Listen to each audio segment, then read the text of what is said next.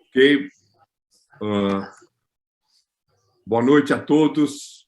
É um grande prazer estar aqui novamente, reunindo todos os colegas latino-americanos para mais esse interessantíssimo, esse interessante webinar do grupo Latam BIF. É o primeiro registro americano que nós temos, associado à SOLAS, a Sociedade Latino-Americana de Cardiologia Intervencionista, um registro muito importante, e que nesse webinar também temos o apoio da Sociedade Brasileira de Hemodinâmica e Cardiologia Intervencionistas, e temos aqui também a presença do nosso presidente, Dr. Ricardo Costa. Eu tenho o prazer, além do Dr. Ricardo Costa, moderando esta sessão comigo, Dr. Mário Araya, nosso amigo do Chile, que vai estar conosco para moderar essa sessão. E vamos falar nesse webinar de estratégias avançadas de double stent, de stent duplo para tratamento das lesões de bifurcação coronária. Então, é um tema muito atual, está ocorrendo evolução nesses tratamentos, novas técnicas estão surgindo para melhorar ainda mais os resultados. E eu gostaria também agora de passar inicialmente a palavra ao Dr. Mário Araya. Dr. Mário Araya, a palavra para você, para também suas palavras iniciais e para apresentar também o primeiro palestrante, ¿ok? Mário, bienvenido. Obrigado, amigo doctor José Manchione. Para nosotros es muy importante este tercer webinar de una especie de curso temático en que vamos a tocar el tema de bifurcaciones, y hemos ido desde lo más básico, que es la evaluación inicial anatómica y funcional de una bifurcación, pasando por el segundo webinar, que fue de estrategia de stent provisional, los tips and tricks en ese contexto, y ahora, junto con la Sociedad Brasilera de Cardiología Intervencional, vamos a tocar el tema de técnicas avanzadas de doble stent, junto con palestrantes de altísimo nivel y de mucha experiencia en este tipo de tratamientos. Yo creo que podríamos pasar de inmediato a la primera charla de este webinar, que va a haber un pequeño cambio en el orden de las presentaciones. Eso tengo entendido, Ricardo, ¿verdad? Y la primera presentación la va a dar nuestro amigo, el doctor Silvio Iopato, sobre la técnica de Culotte o de DK Culotte, cómo obtener los mejores resultados. Así que, Silvio, muchas gracias, muito obrigado por estar acá. Si quieres, puedes compartir pantalla para iniciar tu presentación. Olá, Mário, muito obrigado. Boa noite a todos. Já vou compartilhar aqui com vocês. Primeiro, eu quero dizer que é um grande prazer estar com todos vocês, colegas tão queridos e brilhantes na nossa área. Agradecer a SOLAS, SBHCI, a todo o time da Latam BIF, que é uma honra muito grande estar com vocês. Eu vou falar sobre a técnica de Culotte, de K-Culotte, como atingir os melhores resultados. Eu não tenho nenhum conflito para essa apresentação. Nem sempre, felizmente, mas, por outro lado, não raramente, as bifurcações se apresentam como um grande desafio para nós intervencionistas. Exatamente como uma quimera, um monstro mitológico que reúne características anatômicas diferentes no mesmo corpo, e isso oferece uma grande dificuldade de enfrentamento. Consequentemente, nós precisamos de estratégias bem elaboradas para superar as dificuldades. Não é à toa que nós temos uma variedade grande de técnicas. Ao longo desses 40 anos da intervenção, nós desenvolvemos, abandonamos, resgatamos, aperfeiçoamos as técnicas. Tudo isso porque nós vamos entendendo cada vez melhor a fisiologia, a fisiopatologia do nosso inimigo, vamos chamar assim, ok? E hoje eu vou falar sobre o culote e o seu aperfeiçoamento, que é o decay culote. A primeira apresentação do culote foi em 1998, pelo time do Bernard Chevalier e seus colegas, onde eles trataram uma coorte de 50 pacientes com bifurcações em diversos territórios, e eu chamo a atenção de vocês de que a grande maioria desses pacientes foram tratados com stents crimpados manualmente. Vejam só, técnica de culote com stent crimpado manualmente. Isso não é o estado da arte, né? É um verdadeiro artesanato. Apesar disso, ele teve um grande índice de sucesso, baixo índice de complicação e uma taxa de restenose de TLR de 24%. Vamos lembrar que era a primeira geração dos stents não farmacológicos crimpados manualmente. E já naquela época, há mais de 20 anos, o kissing balloon final já mostrava o seu valor, reduzindo de maneira significativa a reestenose. Rapidamente, a técnica de culote se apresenta em 5 passos, em 5 etapas. No primeiro passo, consiste em posicionar o fio guia em ambos os ramos. Lembrando que, nesse momento, cruzar o fio guia no ramo mais angulado pode evitar a formação de twist, e o que dificultaria o procedimento. A pré-dilatação, o preparo da lesão também é importante. O segundo passo é o implante do stent, do primeiro stent, no ramo mais angulado, deixando o fio guia do ramo não estentado encarcerado pelo stent. O passo seguinte é o recruzamento do fio guia do ramo não estentado, para, em seguida, promover a abertura dessas hastes. Isso vai nos trazer uma melhor abertura das hastes, facilitando a passagem do segundo stent. Lembrando que no quarto passo é importante a retirada do fio guia do ramo que recebeu o primeiro stent. Agora, então, nós avançamos e posicionamos o segundo stent, que é liberado, e o quinto passo, que é o recruzamento do stent do fio no ramo com o primeiro stent e a realização do kissing balloon, finalizando assim o procedimento. Essa é a técnica de culote padrão, tradicional. Desculpem. Vamos falar então do decay culote. Não vou me deter em relação ao acesso, ele pode ser feito pela via radial tranquilamente, com catéteres 6F, se achar necessário, 7F pode ser utilizado, caso vá usar rotablator, coisa do tipo. Os catéteres também, né, o 6F, lembrando que o culote tem uma vantagem que, como você tem que permanecer menos tempo com vários dispositivos dentro da coronária, então é mais fácil a manipulação.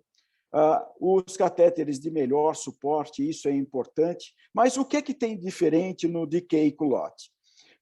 Ao invés de trazer uma representação esquemática, eu trago para vocês um exemplo de vida real. Um caso que fizemos recentemente, nós temos aqui uma bifurcação de DA com um primeiro diagonal muito grande, uma DA, uma bifurcação Medina 1-1-1, com emergência do ramo lateral num ângulo bastante desfavorável. O primeiro passo, exatamente como no culote tradicional, o posicionamento dos 2 fios guias. Aqui nós realizamos a pré-dilatação dos 2 ramos, do ramo principal e do ramo lateral, preparando o vaso. Agora, nós estamos posicionando o primeiro stent no ramo lateral, no ramo mais angulado, aqui ele sendo liberado, com uma pequena protrusão de stent dentro do ramo principal.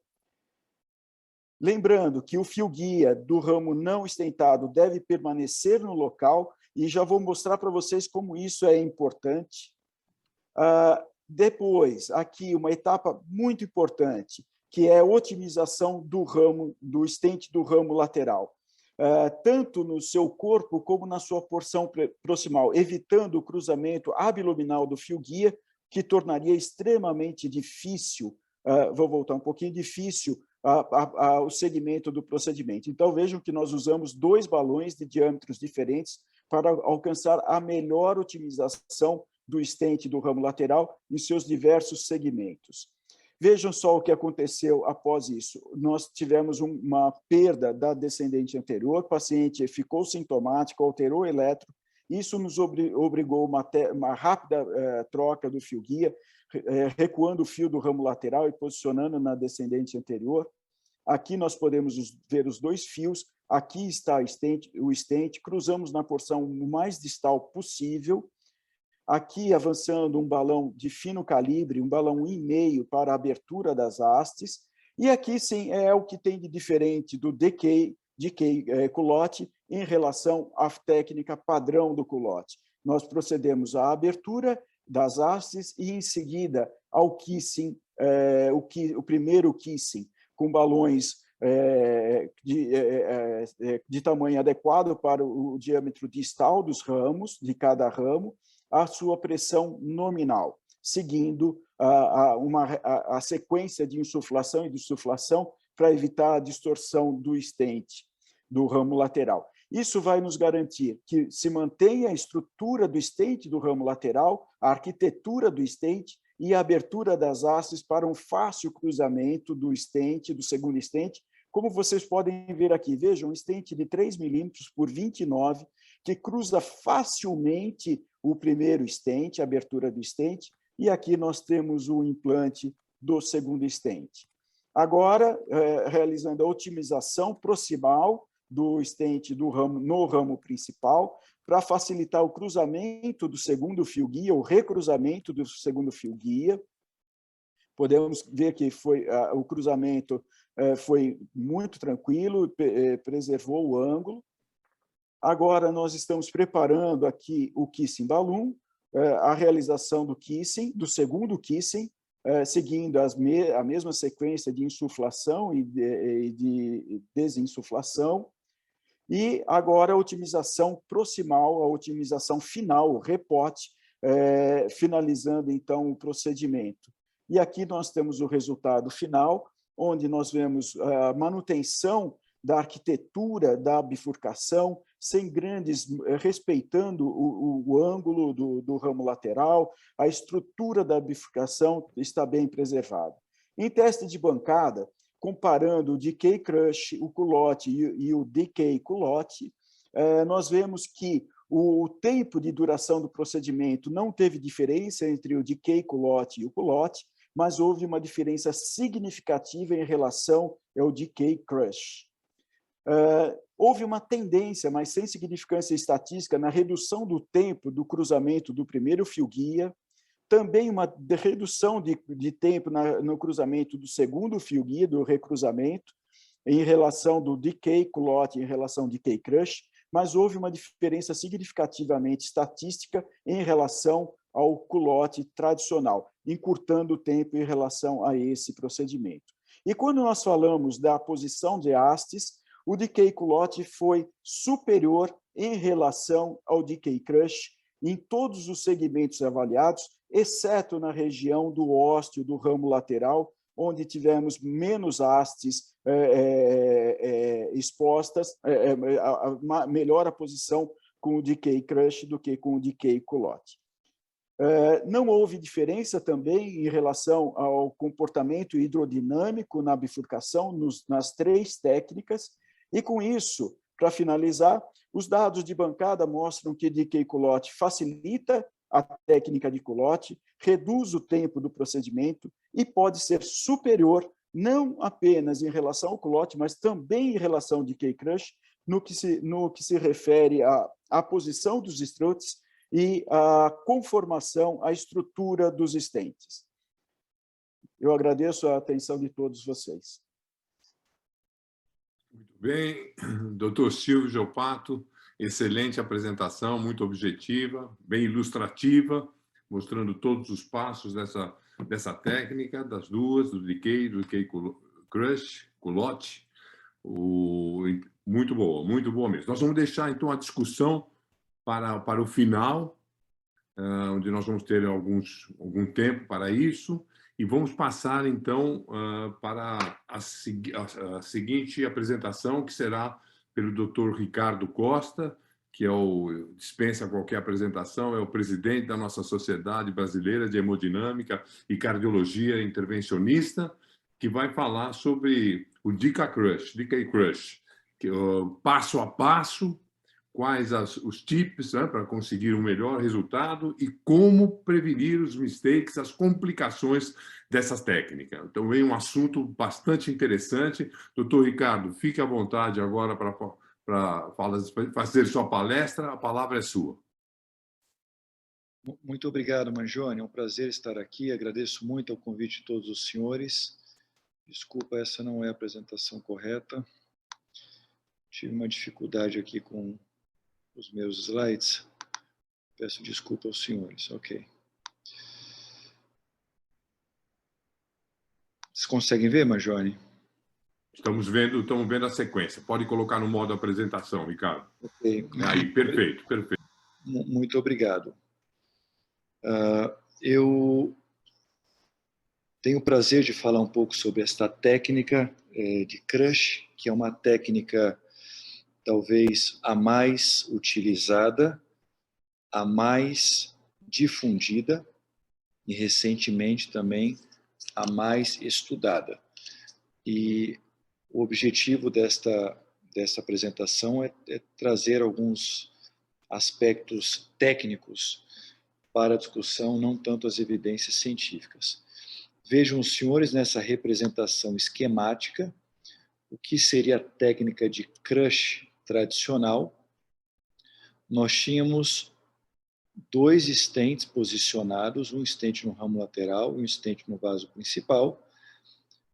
Propunha-se uma protrusão de 4 a 5 milímetros de haste do stent para que se garantisse a cobertura do ósseo. Vamos lembrar que a técnica crush, todas as suas variáveis, elas são a técnica T, é um T com uma protrusão maior em relação ao vaso principal, que proporcionaria, então, a cobertura do ósseo, que era o grande problema, aliás, é o grande problema da técnica T. Você tenta ficar muito justo ao ósseo, você pode perder a cobertura completa do ósseo, dependendo da angulação. Após o implante no ramo lateral, esta protrusão, aqui na representação esquemática não fica tão claro, mas enfim, essa protrusão, ela havia a remoção da corda guia, o implante então do stent no vaso principal, e aqui sim a representação esquemática muito claramente, veja que existe um esmagamento de hastes do stent, exatamente na altura da carina, e esse esmagamento ou excesso de hastes do stent, ele, num primeiro momento, não era visto como um problema, uma vez que os 2 vasos se mantinham pérvios, patentes. Recomendava-se sempre a realização de um kiss em balão na sequência, e esse era o tipo de resultado final. A grande vantagem, como todos nós sabemos, era a manutenção da patência do ramo lateral durante o procedimento. Entretanto, nós tivemos a oportunidade de realizar um estudo que, de certa forma, ajudou no desenvolvimento ou no aperfeiçoamento dessa técnica, que foi justamente a demonstração que, dependendo do local aonde a corda guia fazia o recruzamento para o ramo lateral para fazer um kissing, esse excesso de metal poderia levar a uma distorção da arquitetura metálica na altura da carina. Ou seja, se eu passasse a corda guia muito proximal, eu ia ter esse tipo de fenômeno acontecendo. E aqui está muito bem demonstrado o que era isso. Se eu passasse muito distal, eu poderia ter uma aposição completa da haste justamente onde eu não gostaria, que é no ósseo do ramo lateral.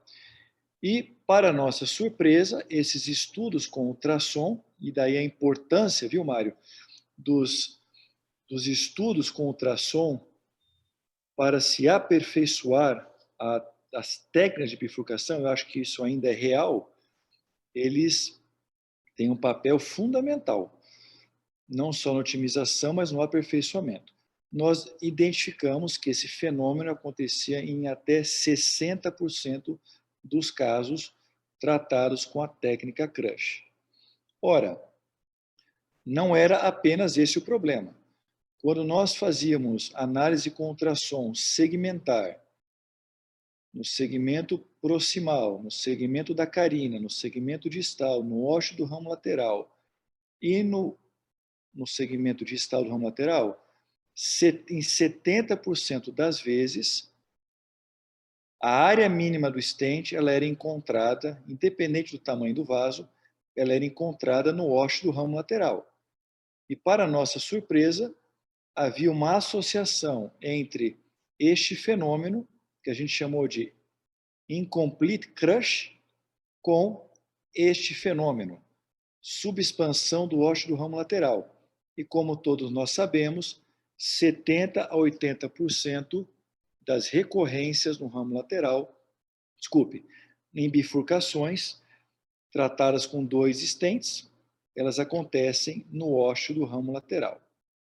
Daí vieram alguns estudos tentando, estudo de bancada, tentando identificar o que poderia resolver este fenômeno indesejável. E esse estudo, essa representação aqui do John Ormiston, estudos, belas reconstruções tridimensionais, demonstrou claramente que, se fazíamos apenas um kissing balão ao final do procedimento, poderíamos ter esse tipo de artefato dependendo do local de recruzamento da corda guia. Se fazíamos 2 passos, 2 kissing balloons, um antes do implante do stent, outro após o implante do stent no vaso principal, esta deformidade, esta alteração, ela não acontecia, porque havia uma primeira reconstrução do ósseo do ramo lateral. Aqui nós temos uma representação esquemática do que é o DK Crush, também de forma tradicional, que ela foi representada pelo Dr. Shen e o seu grupo. Vejam, então, ao invés de implantarmos um stent imediatamente, após o implante do stent no ramo lateral, nós temos um balão, um primeiro kissing sendo realizado, reconstrução do ósseo do ramo lateral, nós temos o implante do stent no vaso principal, nós temos a otimização com balão, nós temos, então, reconstrução e o kissing balão final, evitando esse tipo de artefato. Então, eu diria que este é o principal racional para esta técnica ter se aperfeiçoado e ter se chegado para o DK Crush, para se evitar uma deformidade estrutural da geometria dos stents ao nível da carina.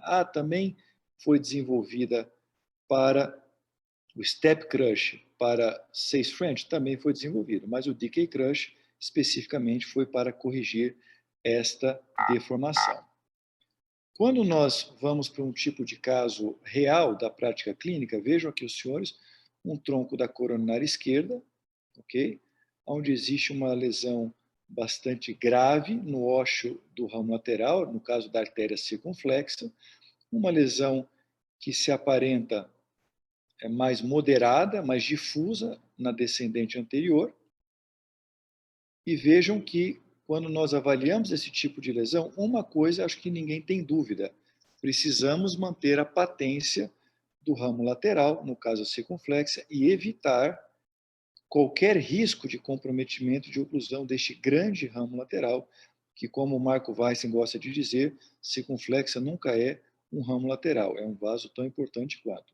Aqui, novamente, a importância de nós avaliarmos com método de imagem. Vejam que eu vou puxar aqui para o segmento proximal da artéria descendente anterior. Veja que existe uma doença muito difusa, grave, calcificação difusa. Isso não é tão claro quando avaliamos pela angiografia. E vejam que é uma lesão que não nos permite considerar uma estratégia simplificada com stent único. Precisamos pensar numa estratégia que permita o implante de stent nos 2 vasos. Sabemos que não há bom resultado com implante de stent único neste tipo de caso, e temos já evidência para isso. Veja o grau de comprometimento, a artéria circunflexa chegando aqui às 7, 8 horas, mas o grau de comprometimento é uma lesão que se estende até o tronco do ramo lateral. Se nós fôssemos utilizar o critério definition, está muito claro que esta condição, ramo lateral de grande calibre, com lesão maior que 10 milímetros, estenose maior que 70%, associado a uma grande angulação da bifurcação, um ramo lateral com doença extensa e calcificação importante, se encaixa exatamente no tipo de lesão grave ou de gravidade que foi estudada nesse estudo. Então, nós vamos aqui no passo a passo. Depois, nós temos corda guia nos 2 vasos, nós temos pré-dilatação dos ramos e o implante do stent no ramo lateral. E vejam os senhores com uma mínima protrusão, no que hoje eu diria que é um aperfeiçoamento a mais dessa técnica, chamado nanocrush, ou seja, o mínimo de hastes necessárias para se fazer o esmagamento com o vaso principal, para se garantir a cobertura do ósseo do ramo lateral. Nós temos um balão posicionado no vaso principal. Após o implante, nós já temos o kissing balão, então, realizado. Nós temos o implante do stent no vaso principal. Aqui está mais um detalhe técnico. Essa corda guia deveria ter sido retirada. Não é bom ter uma corda guia no ramo lateral com stent, com implante de um stent no vaso principal. As malhas de stent, elas podem dificultar a retirada desta corda guia, se bem que hoje com os stents de mais baixo perfil, esse acaba sendo um problema menor, mas deve-se evitar essa situação. Nós temos, na sequência, a pós-dilatação do vaso principal sem a necessidade de um recruzamento para o ramo lateral, ou seja, podemos otimizar tranquilamente o vaso principal. Vejam aqui o balão posicionado, o balão na altura da bifurcação.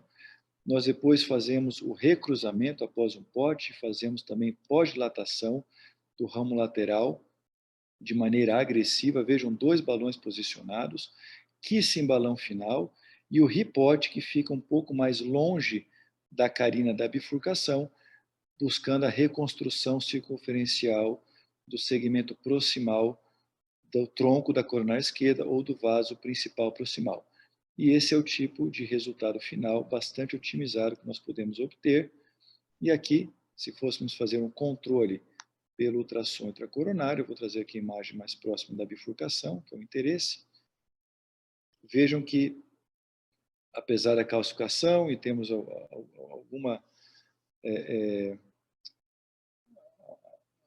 dificuldade, uma expansão mais circunferencial, aqui nós estamos próximos do ósseo do ramo lateral, chegando, desculpa, o ósseo da descendente anterior, a artéria circunflexa chegando às 9 horas, e vejo que nenhuma deformidade, aquela deformidade demonstrada com a técnica crush original, ela não é mais observada, seguindo-se o passo a passo desta técnica, ok? Esse aqui são algumas imagens bastante interessantes do aprendizado que nós podemos reportar com esta técnica a partir do Visible Heart. Vejam que o implante do stent no ramo lateral, uma protrusão aqui no caso um pouco maior, nós temos um balão posicionado, que seria o vaso principal, fazemos o primeiro crush com um balão longo, dimensionado pelo diâmetro do vaso distal. Vejam como o crush ele é subótimo aqui, porque o balão não tem o diâmetro adequado para o vaso proximal. Neste caso, um primeiro pote é recomendado, com um balão maior, o diâmetro calculado para o diâmetro proximal do vaso, no caso o tronco da coronária esquerda, se fosse um tronco, e veja como esse tronco otimizado ele acaba sendo importante para o avanço adequado do stent no segmento dessa técnica. o recruzamento para o ramo lateral, já após o primeiro crush, a importância de se tentar cruzar por uma célula medial, nem distal, nem proximal, para se evitar deformidade ou a posição incompleta das hastes do stent. O posicionamento, o kissing balão, vejam a reconstrução que a gente chama de um neo ósseo do ramo lateral, o que nos permite trabalhar com tranquilidade no vaso principal. Após o implante no vaso principal, vejam que antes do POT não existe uma posição ideal novamente no segmento proximal da haste do stent, e após o POT, no segundo POT, nós temos então, vejam, uma posição ideal. Neste momento, busca-se novamente um recruzamento aqui das hastes do stent para se fazer o kissing final, e aqui, após o resultado, veja que bela reconstrução, sem distorção, sem desarranjo das estruturas metálicas.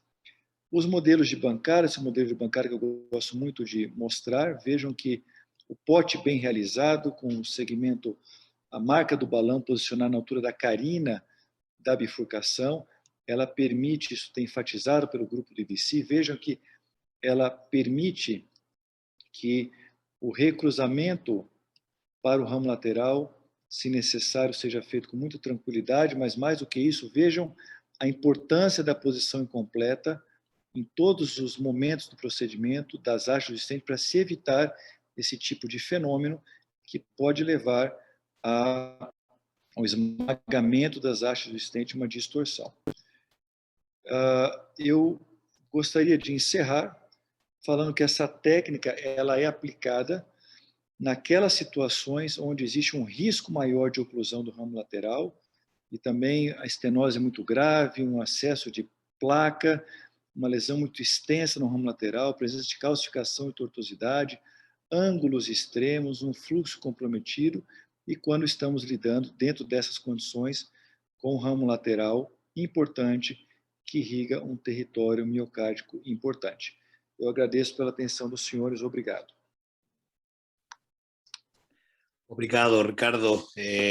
Muchas gracias por tu bella presentación, con muy lindas imágenes. Yo creo que va a haber muchas preguntas de la audiencia al final de las presentaciones, así que los invitamos desde el podio para que nos envíen las preguntas o al chat o a la caja donde dice preguntas y respuestas. Recuerden además que este webinar está siendo simultáneamente traducido al español y al inglés. Vamos a seguir con las charlas de técnica en el tema de otras técnicas de double stenting como técnicas primarias. Quiero presentar al doctor José Mariani Jr., que trabaja en el Hospital Albert Einstein de Sao Paulo y en Santa Casa de Sao Paulo, Brasil, y es miembro de la Facultad de Ciencias Médicas de la Facultad de Medicina de la Santa Casa de Sao Paulo, Brasil. Muchas gracias, José Mariani, y escuchamos tu charla sobre otras técnicas de double stenting. Obrigado, boa noite a todos. Obrigado, Mário. Um privilégio poder estar aqui com todos e dividir essa situação, essa noite de hoje com os senhores, discutindo essas estratégias de angioplastia de dois stents como estratégia primária. Eu não tenho nenhum conflito de interesse relacionado a essa apresentação e também não quero discutir aqui, todos já são altamente experts, quando é que devemos usar um segundo stent. Então, acho que todos nós já sabemos, já debatemos e já discutimos, essas são talvez as 4 mais importantes situações, mas eu escolhi como outra técnica a mais simples delas. A mais simples, a mais usada, mas a não menos problemática. Ela, sem dúvida nenhuma, o T-stent e a técnica de T ou a técnica de TAP, ela é, sem dúvida nenhuma, a técnica mais utilizada. Provavelmente por 2 motivos. Não como estratégia primária, mas sim como um bailout. A estratégia ideal para uma bifurcação é o stent provisional, mas o ramo lateral não ficou adequado, e segundo alguns autores isso pode acontecer em até 35% dos casos, sendo então necessário o implante de um outro stent, e nesta situação a técnica mais utilizada é o T ou TAP, É a técnica menos complexa do ponto de vista de etapas a serem seguidas, de tal maneira, esta é a primeira técnica que me ensinaram, e é a primeira técnica que eu ensino para os fellows, para os residentes, e foi, por muito tempo, a única técnica que eu utilizava até ganhar expertise para poder avançar em cada uma dessas outras técnicas que atualmente existem. E quando é que esta técnica talvez seja indicada como estratégia primária para a utilização de 2 stents? A literatura é muito consensual nessa situação, indicando que talvez esta seja uma técnica que possa ser utilizada como estratégia primária para 2 stents, quando o ramo lateral está, essa bifurcação está situada a uma angulação de 90 graus, que pode ser que esta angulação dificulta o acesso, o reacesso, o recruzamento com as várias outras técnicas conhecidas, então talvez esta seja uma técnica que possa ser empregada nesta situação. Muito rapidamente passando por essa técnica, corda guia nos 2 ramos, balão stent no ramo principal, reacessa o ramo lateral, abre as células do ramo lateral, e aí sim já temos um stent posicionado no ramo principal, e agora este stent será posicionado no ramo lateral. Se este stent ficar posicionado exatamente no ósteo deste ramo, é o T-stent. Se este stent ficar posicionado minimamente para o interior do ramo principal, esse é o TAP, T-end protrusion. É feita, então, a dilatação fundamental, a dilatação em kissing balloon, idealmente com 2 balões não complacentes, seguido do pote. Esse é o resultado angiográfico final. Mas esta técnica, então, ela tem como desvantagens, apesar da sua simplicidade ser uma grande vantagem, ela tem como 2 grandes desvantagens, que o nosso colega, o Dr. Ricardo, já mencionou alguma delas. Pode existir perda do ósteo usando a técnica em T, essa é uma perda geográfica extremamente indesejável, e se isso acontecer, é a mesma coisa que talvez ter que utilizar uma nova técnica ou um novo stent. Ou, principalmente quando o ramo principal é pequeno, não é muito volumoso, a protrusão do stent do ramo lateral foi maior do que gostaríamos que isso acontecesse, podendo produzir obstrução do ramo principal com a técnica TAP. Sendo assim, o que nós podemos fazer para otimizar esta técnica, evitando as suas desvantagens? Talvez existam 3 situações que nos ajudam muito, uma delas é a mais comum, a mais utilizada no nosso dia a dia, é a angiografia. Lembrando aos senhores que nós estamos tratando de uma estrutura tridimensional com imagens bidimensionais, então é fundamental que possamos identificar uma visão ótima para que possamos enxergar exatamente a origem do ramo lateral, idealmente sempre em 2 projeções ortogonais, e muitas vezes fazendo-se valer de softwares que são recentes softwares. Esse é um software de reconstrução 3D baseado no roadmap de coronária, onde ele consegue apontar para nós, apesar de aqui ser uma projeção pouco habitual, exatamente o ângulo de entrada. Então, a angiografia é o mais utilizado, quem sabe podemos nos fazer valer de recursos que os softwares mais recentes, baseados apenas na angiografia, nos ajudam. Uma outra situação são as técnicas de magnificação de imagem do stent, que são realmente uma ferramenta muito valiosa, principalmente para os procedimentos tipo TAP. Observem os senhores no primeiro quadro à esquerda superior, o stent está muito protruso para o interior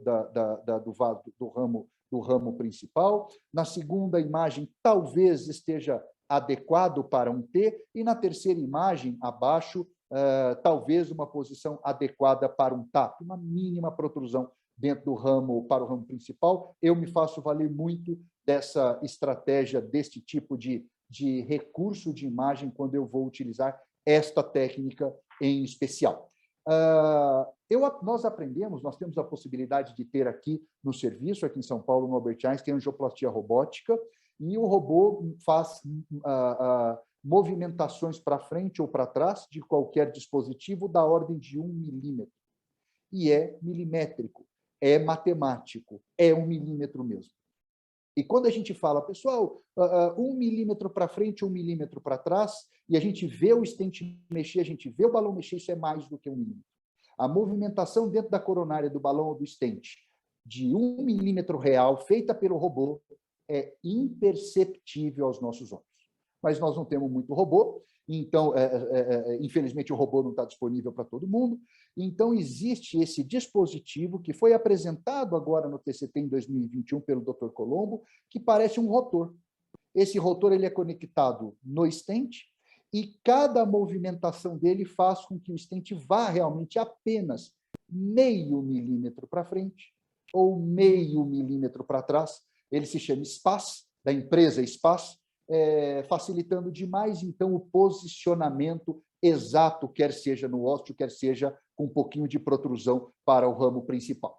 E, por fim, o terceiro recurso que nos ajuda, quando isso é possível, é a utilização de imagem intravascular. E, para o auxílio, eu tenho no meu dia a dia utilizado mais OCT do que ultrassom, mas para o posicionamento do stent no ósseo, o ultrassom talvez seja uma ferramenta adequada, catéter 7F, então catéter 7F, stent dentro do ramo principal, após a colocação do stent, o posicionamento do probe do ultrassom no ósseo do ramo lateral, com o ultrassom parado, onde eu posso identificar agora a região do tronco para circunflexa, e aqui no ósseo da artéria descendente anterior, entre 3 horas, uma hiperrefringência, ainda distal do ósseo, então eu preciso puxar um pouquinho mais esse stent. Agora puxei muito, eu vejo a hiperrefringência no interior do tronco, empurro um pouquinho mais, exatamente no ósseo do ramo lateral, a hiperrefringência do stent, onde eu gostaria que ele fosse liberado. Aqui está o stent sendo liberado, e o controle pelo ultrassom mostrando exatamente todas as hastes do stent no ramo lateral e a ausência do comprometimento do stent no ramo principal, facilitando, então, agora a passagem do outro stent para o ramo principal, sem que exista o risco de perder o ósseo quando se faz a opção por essa técnica, principalmente a técnica em T. Então, um recurso muito útil quando este método de imagem ele é possível. E fazendo-se valer ainda deste método de imagem, o que vale é a expansão, comparando a área luminal mínima intra-stent com a sua referência. Mas observem os senhores, no quadro à esquerda, o catéter de ultrassom no ramo lateral, e a gente consegue ver exatamente a simetria e a construção perfeita da carina, bem como a presença das hastes do stent exatamente exatamente no ósseo. E, no quadro à direita, o catéter de ultrassom no ramo principal, exatamente com a mesma imagem, mostrando o que eu gosto de chamar do sinal do 8 perfeito. A gente vê exatamente a simetria, tanto do stent implantado no ramo lateral, quanto do stent implantado no ramo principal, com uma construção, com presença de stent construindo esta carina nesta técnica que foi utilizada, que foi a técnica em T. Portanto, eu encerro para os senhores dizendo que a técnica de T-stent ou TAP, ela sugere-se, recomenda-se que ela talvez possa ser uma das estratégias iniciais quando o ramo lateral está posicionado a 90 graus. A técnica permite garantir a cobertura do ósseo, que é um grande problema da técnica em T. Cuidado com o ramo principal pequeno para não produzir obstrução daquele ramo e ter que mudar de técnica durante o implante do stent. O posicionamento exato do stent para a técnica T é crucial para o resultado. Devemos, então, nos fazer valer de várias projeções da angiografia, técnicas de magnificação do stent, quando possível, usarmos o ultrassom para o auxílio da posição do stent exatamente no ósseo, se esta, porventura, for a técnica escolhida, mas, independente da técnica, o que vale é o resultado final. Eu agradeço muito a oportunidade e fico à disposição de todos. Obrigado. Muito obrigado, Mariane, parabéns, aula sempre tão didática, e nós vamos poder discutir no final um pouco mais sobre a aplicabilidade de todas essas técnicas e as preferências também de cada um. É meu prazer agora chamar o Dr. Marco Perin, grande experiência nas bifurcações, um dos pioneiros no tratamento de bifurcações mais complexas. Marco, você vai nos apresentar um caso, foram mostradas aqui técnicas muito conhecidas, tradicionais, mas também que têm sido refinadas, o TAP, DK Crush, Culotte, que você vai nos apresentar, por favor? Oi, Ricardo. Inicialmente, eu queria agradecer o convite e a participação desse evento, que eu acho que a gente sempre acaba aprendendo muito. Obrigado, boa noite a todos. Obrigado, Mário. E eu estou tendo uma dificuldade aqui. Deixa eu ver se eu consigo...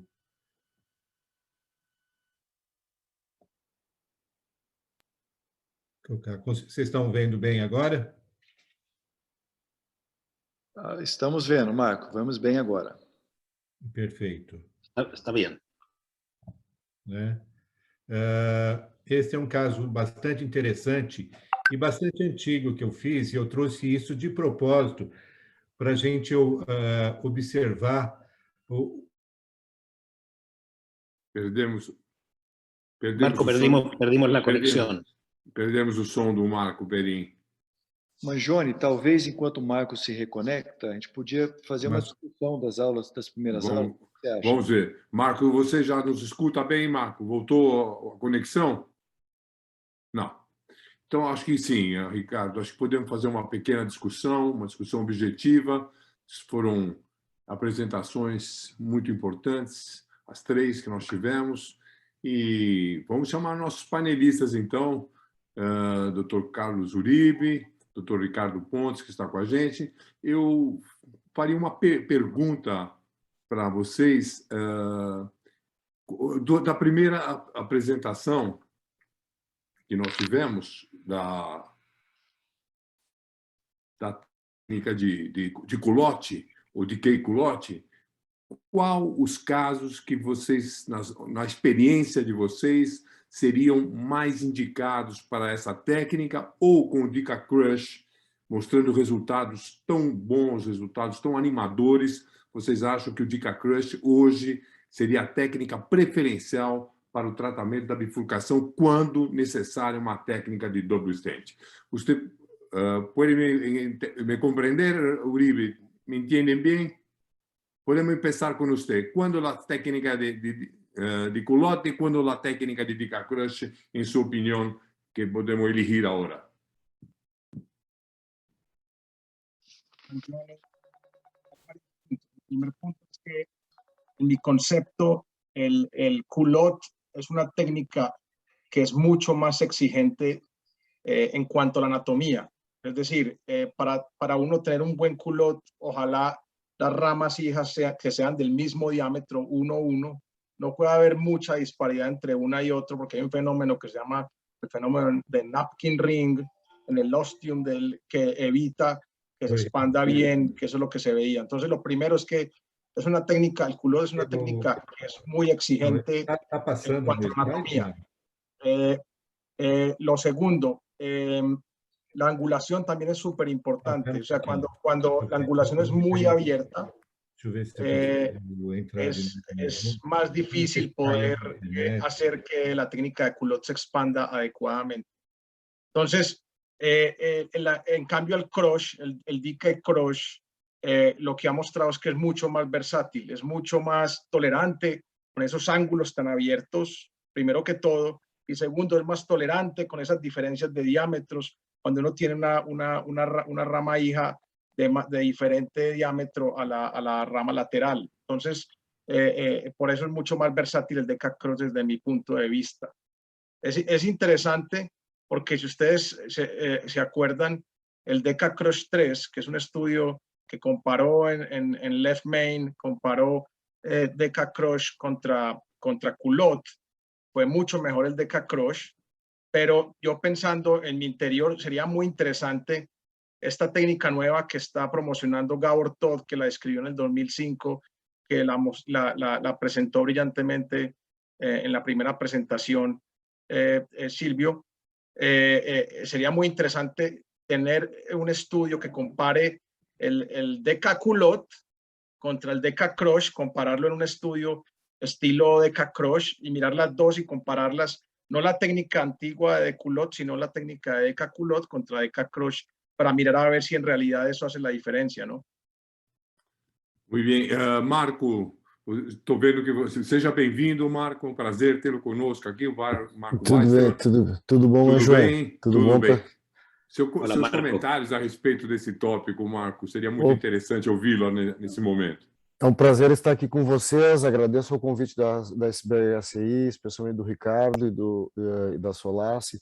O Ricardo até me citou ali quando falou em relação à questão da circunflexa como ramo. Na verdade, Ricardo, o que eu digo é quase isso. O que eu digo é que a DA não é ramo. Quando a gente tem lesão de ósseo de CX isolada, que é uma grande discussão da nossa especialidade, como tratar a lesão de ósseo de CX, eu tenho a tendência de usar 2 stents e digo que eu não faço crossover sobre a DA, porque DA não é ramo para a gente atravessar stents sobre ela. Então é mais ou menos aquilo ali. Mas respondendo a tua pergunta, Mangione, eu acho assim que as coisas, pelo menos no momento, até que esse estudo que o Carlos Uribe citou exista, as coisas estão mais ou menos... que não existe esse estudo, não é só de bancada, essa comparação do DK Culot com o DK Crush, as coisas estão mais ou menos claras, né? O Culot e o TAP, com todo respeito também ao meu grande amigo Mariane, que apresentou o TAP e o Culot são técnicas provisionais hoje em dia. Ninguém quase faz mais, ou eu não proponho para os meus residentes e fellows que façam TAP e Culot a priori. Quando a gente tem uma bifurcação complexa, que a gente imagina que precisa de 2 stents, eu não vou aqui discutir quando, porque o próprio Mariane falou que não é o momento da gente discutir quando a gente precisa de 2 stents, mas quando a gente acha que precisa de 2 stents, é porque a gente acha que precisa fazer uma técnica, provavelmente, de DK Crush, por todas as razões. Veja só o que aconteceu com o colega que fez o Culot, ele quase perdeu a DA. Imagina, a paciente sobe troponina, fica com dor. Aí, claro que resgatou e ficou com um resultado bom no final, mas para que aquilo? Para que se ele tivesse feito um DK Crush ali, não teria acontecido aquela situação, entende? Então, assim, eu acho que fazer Culot, não sendo... Culot, resumindo, é uma técnica provisional, quando eu acho que não precisa de 2 stents e o ramo fica severamente comprometido e o ângulo permite e o tamanho do vaso permite, como falou o Carlos também, que não tem uma desproporção. Senão, é TAP provisional. O TAP é provisional, já diz o nome, é uma técnica provisional. Fazer TAP a priori, para mim, não faz sentido nenhum, quase, né? Se o sujeito pensa em fazer técnica de 2 stents, ele tem que fazer uma técnica de verdade de 2 stents, não um arremedo, né? Que é a técnica de DK Crush ou até o DK Culot. Se alguém me provar que o DK Culot é tão bom quanto o DK Crush. Enquanto não me provarem isso, só em estudo de bancada eu sigo fazendo DK Crush quando eu acho que precisa de 2 stents e quando não precisa, eu resgato com Culot ou TAP. Basicamente é isso. Perfeito, perfeito. Ricardo, uma pergunta para você. O Ricardo Costa, seu xará, colocou muito bem hoje o Nano Crush. Como que devemos fazer? Porque o Nano Crush nós temos que ter 1 milímetro dentro do ramo principal, no máximo 2 milímetros, então é uma protrusão muito pequena no ramo principal. Como nós devemos nos assegurar que nós não estamos perdendo a carina no Nano Crush? O que nós podemos utilizar para ter certeza que nós estamos fazendo o recobrimento completo da carina no Nano Crush? Na sua opinião, Ricardo Pontes, seja bem-vindo, desde Recife. Obrigado, Mangione. Eu queria agradecer o convite. Veja, eu utilizaria um método de imagem sempre para ver isso. É realmente um posicionamento difícil, né? Especialmente se a angulação dos 2 vasos ela não é muito reta, não é próxima a 90 graus. Então, aí ainda é mais difícil, porque fica mais próximo ao TAP, né, do que do crush, ou seja, você vai deformar o stent do ramo lateral. Se a bifurcação não é muito aberta, você vai deformar de forma irregular aquela pequena protrusão. Eu recomendaria, primeiro, que o Nano Crush fosse utilizado mais naquelas bifurcações em que o ângulo é bem aberto, tá? Que seria digamos assim, um avanço em relação à técnica de T, e o uso de métodos de imagem. Perfeito. Marco, você já está pronto para a apresentação? Está tudo certo? Tudo certo, Mangione. Vamos voltar, então? Vamos voltar por causa do tempo? Vamos em frente? Vamos. Vamos lá. Então, era um paciente de 58 anos. Está aparecendo agora para vocês? Perfeito, Marco. Pode seguir. Sim. Né? Aqui, vocês veem que tem uma CX aqui, uma lesão importante. E aqui, a lesão, né, de bifurcação DA diagonal. E eu trouxe esse caso que foi feito em 2013, porque eu achei bastante interessante. Uma lesão de bifurcação verdadeira, englobando aqui um grande ramo diagonal, e uma lesão bastante longa, com bastante carga de placa, né? Onde eu acho que a técnica com 2 stents aqui se diz necessário. Tá? Eu não sei se vocês querem discutir ou se dou um segmento já. O que vocês acham, Mangione? Eu acho que a gente pode discutir, Mangione, um pouquinho, sim. Vamos em frente, então. Vamos em frente. Ricardo, pode comandar. E vamos escutar nossos panelistas? Vamos escutar. Vamos lá. Vamos começar aqui com o Carlos Uribe novamente. Uribe, como é que você trataria essa lesão? De cara 2 stents ou dá para fazer provisional? No sé si pueda estar equivocado o no, pero en lo que alcancé a ver, se ve una descendente anterior con una lesión muy, muy larga, ¿sí? Aproximadamente 30 milímetros, me corrigen, y una diagonal con una lesión de menos de 10 milímetros. ¿Okay? La veo yo muy pinpoint en el ostium de la diagonal, ¿no? Sí. Yo lo que haría en ese caso es definitivamente ir como provisional, como filosofía de tratamiento, y si el provisional no va bien, terminaría con un TAP. Ese sería mi conducta. Perguntar para o Marco Weinstein. Marco, você comentou muito bem em relação aos 2 stents, você tem uma técnica preferencial. Os estudos de DK Crush mais recentes, eles definem alguns critérios específicos, como, por exemplo, um ramo lateral calibroso, uma lesão que se estende além do ósseo e uma lesão grave. Essas 3 condições não estão presentes nesse caso que o Marco está mostrando. Então, mesmo assim, você considera um caso desse para a estratégia inicial com 2 stents, ou você está convencido que só critérios de maior gravidade é que devem ser considerados? Não, eu concordo com o Carlos Uribe. Nesse caso, a imagem, eu não pude ver a imagem em movimento também. A gente poderia mudar de ideia quando a imagem estivesse em movimento. Mas na imagem estática, pareceu que o ramo diagonal, a lesão, primeiro que não parece muito grave. Não parece, mas posso estar enganado, né? A imagem não está em movimento. Segundo, que certamente não parece se estender a mais de 10 milímetros o ósseo. E terceiro, que parece ser um paciente que está em pleno infarto agudo com supra de ACT, até pelo fluxo da artéria reduzido. Eu tendo a evitar fazer, por mais que eu seja um grande proponente do DK Crush, eu tendo a evitar fazer DK Crush durante um infarto agudo. É uma técnica mais trabalhosa, a gente tem que admitir, por mais que a gente tenha bastante experiência, não há como negar que vão ter mais cruzamentos para lá e para cá, e o paciente está com infarto agudo, com supra de ACT, então nós temos que ser rápidos e salvar a DA dele ali naquele caso, né?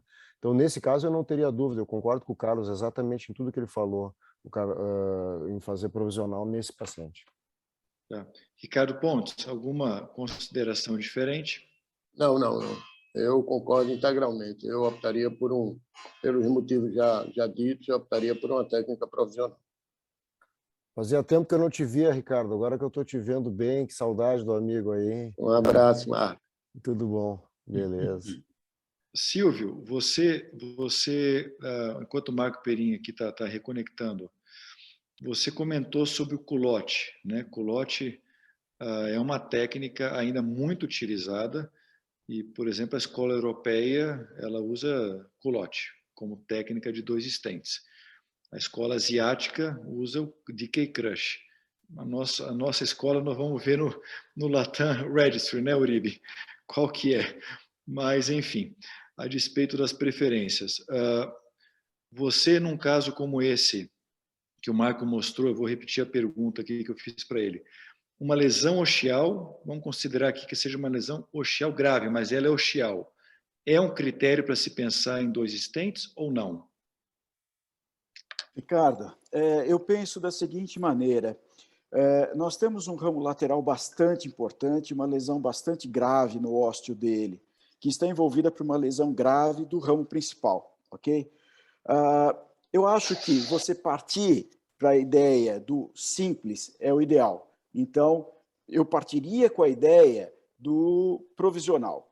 Mas eu não posso esquecer que a hora que eu colocar o stent no ramo principal, esse ramo lateral que tem a doença grave, que tem a lesão grave, vai piorar. Eu não tenho dúvida disso. Então, eu acho que o que eu costumo fazer, eu testo o comportamento do ramo lateral. Eu pré-dilato ele. Porque se ele se comportar mal com o balão, dissecar ou não ter uma boa resposta ao balão, acabou. Eu mudo da técnica provisional para a técnica de 2 stents, para não ter que correr atrás do bandido. Eu acho que partir de cara, falar, eu faço isso e só vou fazer isso, e depois resgatar, eu acho que às vezes pode ser tarde demais. Então, é uma lesão onde eu pré-dilataria, faria a pré-dilatação, o preparo do ramo principal e também do ramo lateral. Dependendo do comportamento deste ramo frente ao balão, eu vou decidir qual o caminho que eu vou seguir adiante. E se vai ser a técnica de crush ou de culotte. Eu acho que a escolha de uma ou de outra depende de como a fera se apresenta. Não à toa eu coloquei a quimera. Se ela me atacar com dentes de leão, eu tenho que usar uma determinada arma. Se ela me ataca com a cauda de cobra, é uma outra arma. Então, dizer que existe uma única solução para um problema tão complexo é complicado. Acho que nós temos que saber todas as técnicas e saber aplicar adequadamente cada uma dessas ferramentas de acordo com o que ela se apresenta naquele momento. É assim que eu entendo a bifurcação. Algo mais complexo do que uma resposta simples, única e engessada. Perim, você pode dividir a sua tela novamente? Vamos lá. Para dar seguimento? Estou tentando, é que... Está caindo. Ricardo, Está caindo, acho que é um problema na rua aqui, eu tentei até ver no celular. Só para te Vamos ver, agora acho que vai entrar, hein? Só para te falar, Marco, a maioria aqui, baseado nas imagens que foram mostradas, optaria por uma estratégia provisional a princípio, tá? No caso que você está mostrando. Ricardo, então, tenta seguir agora, Marco. Tenta seguir.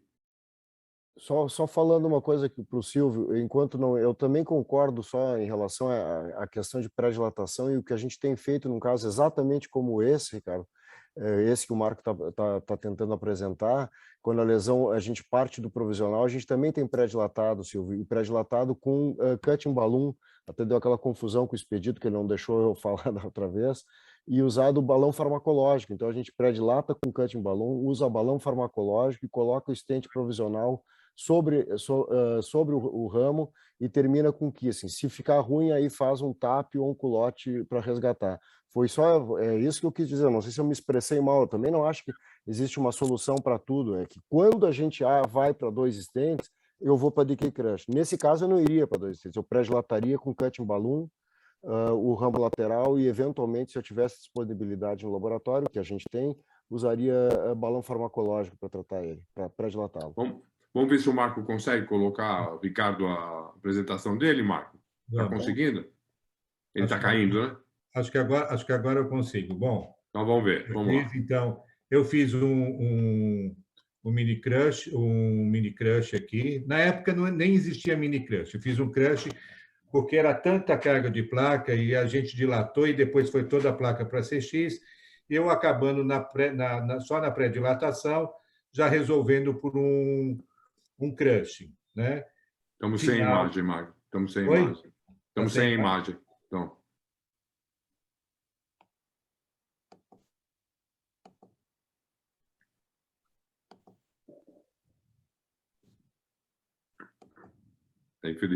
Infelizmente, o Marco está com um problema na conexão. Realmente, eu estou com um problema. Eu vou desligar lá a internet. melhor passar outro caso, depois eu mostro o final, o que eu fiz, tá bom? Tá bom. Nós temos mais algum caso, Ricardo? Seria esse o único caso? Não, seria isso. Eu ia falar para Mário e você, Mangione, tem algumas perguntas da audiência que a gente podia Vamos lá. tentar responder. Vamos lá. Então, eu vou colocar... Sí. Ricardo, hay algunas preguntas de la técnica particularmente, en base a el recruce en el Deca Crash, si esto reemplaza al típico recruce distal, ¿por qué hay que cruzar por medial en el Deca Crash? Eso preguntan. Y yo quería además pedirte si a la audiencia que no tiene tanta experiencia en una técnica compleja como Deca Crash, donde se ocupan 5 o 6 balones, ¿cierto? Se ocupan 2 stents de entrada, catéteres de imágenes. ¿Cuáles son los puntos más críticos de la técnica para que esta resulte bien? Escuché a la gente de EBC hablar de un nuevo concepto que es el double crutch, que en el fondo eligen al principio un balón del tamaño del vaso principal para hacer el primer crutch, y después hacen un crutch con el balón de pot, para evitar pasar por abluminal la guía. ¿Qué te parece? ¿Cuáles son los tips al respecto? Tips técnicos. Dame 3 tips técnicos de esta técnica. Lo último comentário, perfeito. É necessário que haja uma dilatação, primeiro pot, depois para fazer o primeiro crush. Na grande maioria das bifurcações, temos uma diferença de diâmetro importante, de proximal para distal. Grande maioria, nem todas, mas grande maioria. Então, se há detectado isto, um primeiro pot facilita muito todo o procedimento adicional e evita um recruzamento por trás das hastes do stent, das estruturas, como mostramos o modelo em bancada, que pode transformar o procedimento numa tragédia, se acontece. Então, acho que o primeiro pot é um avanço que deve sempre ser considerado. O primeiro crush com o pot. O segundo comentário, por que la entrada numa célula medial? Isso é um conceito que, quando participei do Visible Heart, ficou muito claro. Se vai muito distal, você corre o risco de passar por trás das hastes do stent e fazer um incomplete crush, igual víamos há muito tempo atrás. Porque você tem um stent muito grande, se você tem uma extensão mais prolongada, é a mesma coisa que acontecia, só que em vez de ter um stent, você tem um balão. E você pode desconectar um pouco na altura da carina, da parede do vaso do ramo lateral. E se você vem muito proximal, você tem um excesso de metal em la carina, que também não é desejável. Então, se é uma célula distal, você tem uma melhor distribuição da geometria metálica e da recriação do ósteo. E você pediu um terceiro comentário, sugestão. Sempre que possível, nanocrush, porque você pode evitar um recruzamento, um primeiro recruzamento. Se está muito bem posicionado e implanta o stent na rama, ao invés de recruzar, pode fazer um primeiro kiss em balão, sem necessitar um recruzamento por uma célula medial. E acho que isso é um avanço. Excelente. ¿A qué atmósfera llegas con las postdilataciones en el kissing, Ricardo? Una cosa que preguntan también. ¿Cuánta atmósfera? Cuando se habla de altas atmósferas, ¿cuánto llegas con tus balones? A pergunta é para mim? Sí. Eu não penso em atmosfera, eu penso em relação balão-artéria. Se preciso de 30 atmosferas para uma relação balão-artéria 1.1 para 2, 1 para 1.2, está muito bueno. Se preciso de 6 atmosferas, porque o balão é maior, está tudo bem também. Então, Pero si balones no complacientes, ¿no? Sí, no complacente, eu não raciocínio solamente com a pressão, eu raciocínio com a relação balão-artéria. E se precisa de muito alta atmosfera para ter uma boa relação, não há problema. Excelente. Silvio, ¿qué podrías comentar? Eu queria comentar, Mário, essa questão que o Ricardo colocou do pote antes do cruzamento do fio-guia. Na minha apresentação, eu chamei a atenção no terceiro passo do decay culotte, que depois que você colocou o stent no ramo lateral, você otimizar tanto o corpo do stent do ramo lateral com balão não complacente, dimensionado para a relação, como o Ricardo falou, relação stent-vaso, 1 para 1, a máxima expansão no corpo do stent e um balão dimensionado para o diâmetro do ramo principal, quando você vai fazer o pote, para que você evite o cruzamento abluminal do stent, do fio-guia. Então, as mesmas coisas que o Ricardo falou para o decay crush, vale para o decay culotte. E um aspecto importante que o Ricardo colocou, quando você vai fazer o kissing balloon, eu dimensiono os balões pela zona de confluência. É o meu alvo, que eu vou calcular os meus diâmetros para alcançar o alvo da minha zona de confluência, para que ali eu tenha o melhor resultado e a melhor reconstrução da carina. São esses aspectos que eu gostaria de comentar. Mangione. Perfeito. Oi, Carlos. Marco. Acho que agora eu consegui. Vamos lá, tenta entrar com a apresentação, Vamos tenta lá. colocar na tela. Em la pantalla. Bom, agora vocês estão vendo bem. Então, tenta seguir, Marco. Vamos seguir até o final para que para que a gente tentar que você vá até o final. Vai lá. Certo. Então, Presentación, doctor. Aí. Pode seguir. Aí a gente perde o som. Sin sonido agora. Marco Weinstein, ¿te puedo hacer una pregunta del público, de los asistentes? Pode. Preguntan, en Decacratch, ¿cuál sería tu cuerda o tu guía favorita para cruzar hacia el ramo lateral una vez que tienes que cracheas el stent?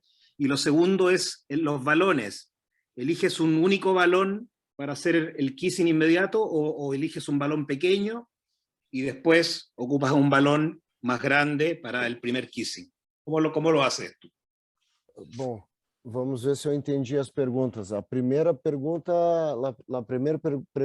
é... El wire, guide wire. A guia. corda. Qual a corda guia? Eu entendi. Bom, na maioria... Acho que ficou com... Na maioria das vezes a gente acaba usando o próprio BMW, mas em alguns casos mais selecionados, quando a bifurcação é mais difícil de reacessar, especialmente na segunda bifurcação, quando a gente já implantou os dois stents, já fez o primeiro pote, algumas vezes a gente precisa usar alguma outra guia. Daí tem duas opções que eu gosto muito, a Fielder FC e a Hand-True Hypercoat. Excelente. Y los balones, Marco, los balones, como cuando tienes que abrir los strats, ¿eliges primero un balón pequeño, un balón de 2.0 o 2.5 y después un balón más grande o vas directo con el balón? No primeiro kissing ou depois ou no segundo? Sí. No Primeiro segundo kissing.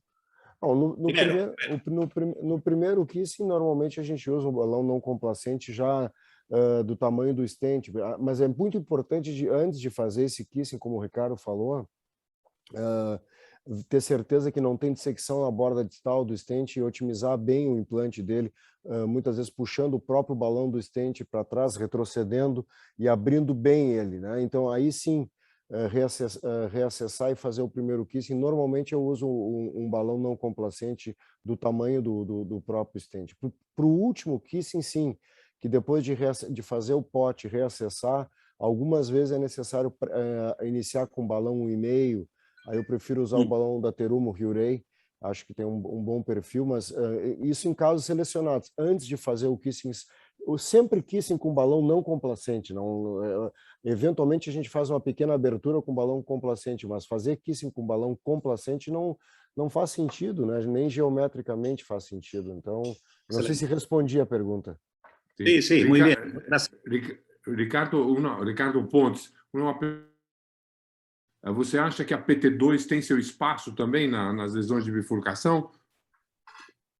A PT2, você usa, Ricardo, na sua prática diária, a PT2? Não gosto. Eu acho ela... É boa quando quer furar uma coronária, é boa, né, Ricardo? É boa, É boa se a gente quer furar uma coronária, usar corda, depois é boa. Como o Marco falou, eu acho que 90% dos procedimentos eu uso a BMW. Eu acho que é uma guia fantástica. E quando, como o Marco falou também, há necessidade, por uma dificuldade de cruzamento, eu gosto de usar tanto a Fielder quanto a Whisper. Eu gosto da Whisper também. Sua experiência, Uribe, qual é a sua experiência com relação às cuerdas guia? Yo usualmente uso la run-through normal, no con la Hypercut, sino normal. Y pues porque tenemos contrato aquí en Colombia, más fácil y normal. Y si no logro pasar, utilizo la Whisper, que es una polymer coated wire. Si no logro pasar con la run-through. Pero la mía para bifurcación es el run-through. Excelente. Silvio, te preguntan si existe una diferencia en la selección del stent de la plataforma para la técnica de culot, dado que hay algunos que tienen una celda más pequeña o más links. Esto lo pregunta nuestro amigo José Gómez Moreno. ¿Qué stent elegirías tú el mejor para la técnica de culot o la característica? Olha, Mário, com os stents de segunda e terceira geração, hastes finas e ultra finas, eu tenho uma experiência com vários tipos, com os stents, o Zeiss, o Synergy, o Onyx, agora entrando no mercado o Firehawk.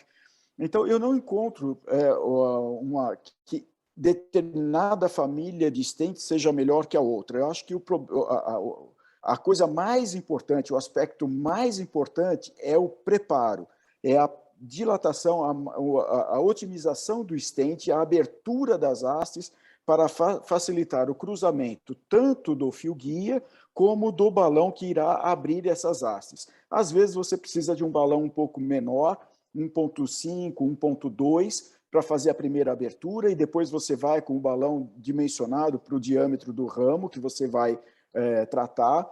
E em termos de angulação, eu não costumo usar o culote. Eu acho que, como o Carlos, falou no início, o culote tem uma limitação de ângulo. Acho que ângulos fechados não servem para o culote. Ângulos muito abertos, mas aí eu acho que o ângulo muito aberto também não é muito bom, mesmo para o DK Crush. Okay? Eu acho que o ângulo muito aberto realmente é complicado. Eu acho que ele acaba ficando mais aí para o T, ou quando ele se aproxima do 90 graus, para o TAP.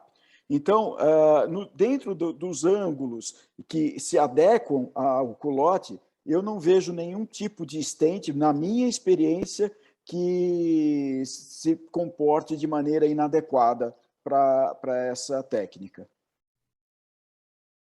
Ok, excelente. José, ¿el doctor Perín ya no está con nosotros? ¿O sí? Me parece que no, Mario. ¿Puedo terminar con una pregunta sí. para los panelistas? El doctor Ignacio Batista de Uruguay, en relación a los hallazgos del EBC Main, donde Provisional logró similares resultados en lesiones no tan complejas, con la técnica de doble stem, principalmente culot, ¿cierto?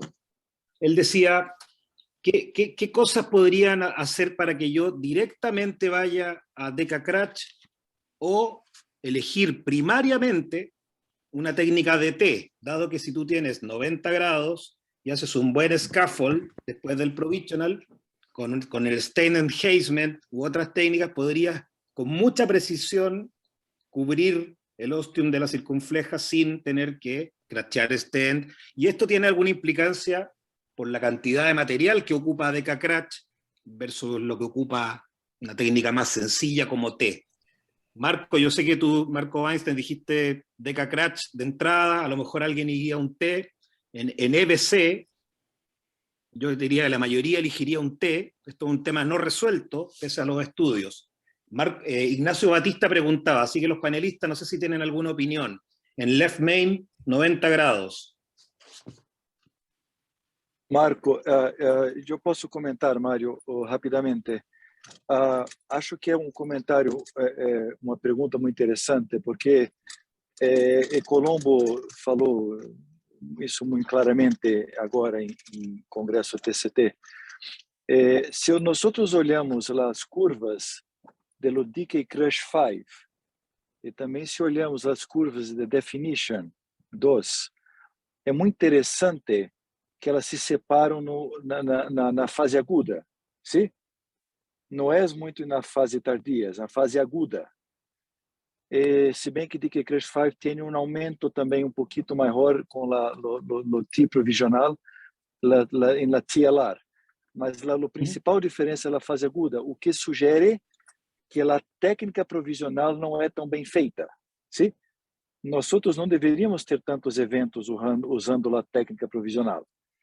E se há algo um pouco dogmático, sim, com a estratégia provisional que tem que avançar, que tem que conseguir a qualquer custo, sim, evitar um stent, é um problema.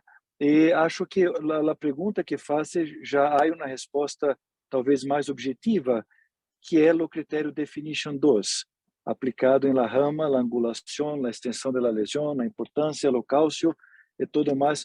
Todos são características que dificultam o recruzamento e o avanço de um stent, se necessário, com a estratégia provisional. Só que isto, nós deveríamos ser capazes de decidir antes de começar de aplicar a estratégia. Excelente. ¿Alguien que quiera comentar al respecto? ¿Algún comentario finales? Porque estamos llegando a cerca de 8h30, entonces vamos a hacer los comentarios finales. Marco. Rapidamente, acho que o Ricardo mesmo pode falar, porque ele tem um slide muito legal, pena que não vai dar tempo do Ricardo apresentar, em que ele mostra, né, Ricardo, a diferença dos critérios dos pacientes que foram efetivamente incluídos no IBC em comparação com o Definition e com o DK5. O IBC não foi um estudo de bifurcação complexa e verdadeira. Se eu não estou enganado, o Ricardo me corrige, mas o percentual de estenose do ramo lateral era 50%, não tinha o critério que a gente usa para usar dois stents a priori, que é acima de 70%. A extensão média da lesão era 8 ou 10 milímetros, não eram lesões longas, eram lesões ostiais. Então, eu acho que não são estudos que possam ser comparados, não, são respostas diferentes. O IBC só nos mostra que em lesões que não são tão complexas, a gente pode seguir fazendo provisional. Como falou o Sérgio, até eu também gosto de predilatar essas lesões, ver como elas se comportam. Como eu disse, gosto de usar cutting balloon e balão farmacológico para isso, mas em lesões complexas, longas, extensas, eu quero ver o sujeito fazer provisional e ficar decente. Vai ficar predilatando aquele negócio ali até morrer, e não vai ficar bom, não vai ficar bom. É melhor o sujeito aprender a fazer um bom DK-Crush do que fazer um arremedo. Eu acho que a mensagem que eu daria é essa. Carlos, de acordo, Marco, só para confirmar, a extensão média da lesão no ramo lateral no IBC foi 4,5 milímetros um grupo e 6 milímetros outro grupo. E o grau de estenose foi um grau de estenose aí abaixo de 60%. Então, isso é bem diferente do que foi o DK-Crush 5, por exemplo. Muito diferente, são coisas isso eu acho que essa Definition 2 também. Essa mensagem, Ricardo e Carlos, que vocês estão coordenando aí o registro, é muito importante as pessoas que estão aqui nos escutando, especialmente se tem fellows, entenderem que não são coisas semelhantes. Um estudo avaliou bifurcações com lesões ostiais não eram lesões complexas, eram lesões triviais na maioria das vezes, lesões de 50% a 60% no ramo, não preencher nenhum critério de angulação do Definition 2, e o outro estudo é um estudo com lesões longas, complexas, lesões muito diferentes. Então, essa mensagem tem que ficar dita. Na maioria das vezes, a gente pode usar provisional. Não estou dizendo que não, senão vai parecer, o Marco quer botar 2 stents em todo mundo. Não, eu quero botar 2 stents nas pessoas que precisam botar. Agora, naqueles que não precisam, ok, vamos fazer provisional, não tem problema nenhum. Uribe, sus comentarios finales, Uribe. Lo que decía el profesor Costa y el profesor Weinstein es muy asertivo. El EBC es básicamente un estudio con bifurcaciones simples, criterios de simplicidad. Si ustedes ven las longitudes de 5 milímetros, 5 o 6 milímetros, la longitud media, el predictor más importante para definir, según el definition, para definir una bifurcación, si es simple o compleja, es la longitud de la extensión de la rama lateral, ¿sí? Demostrado por 3 estudios muy importantes, que son el metaanálisis de Joa, el estudio de Simarino del PV2 y el definition. Son 3 estudios que todos han concordado de que la longitud es quizás el predictor más importante para definir si una bifurcación es simple o compleja. Ahora, el DECA-CROSS 5, vemos que las bifurcaciones son supremamente complejas, longitudes muy altas, casi de 20 milímetros, y de ahí yo puedo inferir, obviamente esto es una opinión mía, de ahí yo puedo inferir que probablemente en bifurcaciones simples te puede ir igual de bien yéndote con una bifurcación de 2 stents de entrada como DECA-CROSS o yéndote con stent provisional como filosofía de tratamiento. En cambio, si la bifurcación es compleja, no hay duda de que te va mucho mejor con DECA-CROSS. O sea, en complejas DECA-CROSS, en simple, puedes ir con cualquiera de las 2 y te va bien. Essa seria a minha opinião e conclusão. Muito bem, muito bem. Bom, vamos encerrar então essa sessão. Infelizmente não pudemos ter o caso do Dr. Marco, mas tivemos oportunidade para discutir detalhes muito importantes. Acredito muito importantes para dirimir algumas dúvidas, clarear algumas dúvidas a respeito desse tratamento das lesões de bifurcação, que são realmente um ponto muito importante da cardiologia intervencionista. Eu gostaria de agradecer a todos os palestrantes, as palestras foram muito boas, muito didáticas, aos panelistas em geral, com sua grande experiência, trouxeram informações muito importantes para todos nós. Agradecer a todos, mais uma vez, a Solace, a SBHCI, ao grupo da Latam BIF, que está aqui representado pelo Dr. Carlos Uribe, Dr. Mararaia, minhas felicitações. Então, uma boa noite para todos e um bom descanso e até o próximo webinar, se Deus quiser. Um abraço a todos. Buenas noches. Abraço, boa noite. Obrigado. Buenas noches. Boa noite, abraço a todos.